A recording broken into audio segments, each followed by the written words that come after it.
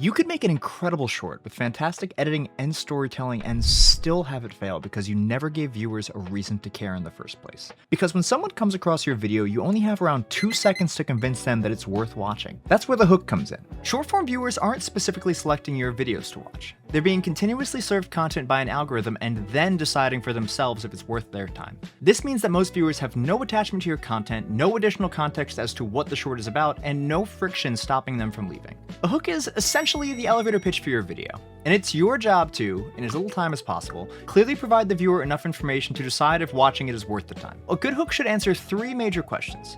First, what is the video? What am I actually watching, and what is the general premise or topic? Second, what are the stakes? Why should I care about what happens? What specifically makes this video relevant, interesting, or important to me? And lastly, what's the expected payoff? What will I get if I continue to watch this video? And while these questions don't need literal answers, the best hooks are ones that are able to clearly compress information into a single sentence without sacrificing clarity. If you try to cram too much information into the hook, you can unnecessarily complicate the content and overwhelm the viewers. If your hook is too broad, you risk appealing to no one or attracting an audience that won't really feel interested in what the video eventually delivers. And this is where a lot of creators misunderstand curiosity.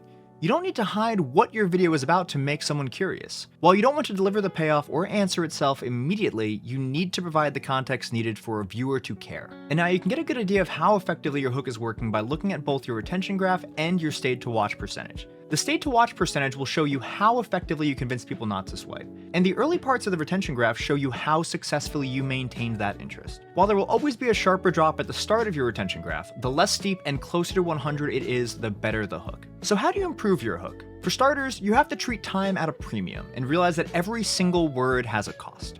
So when writing your scripts, make sure to remove anything that isn't directly contributing to the premise, stakes, or the payoff. This includes redundancies, tangents, and any kind of pleasantries you might have.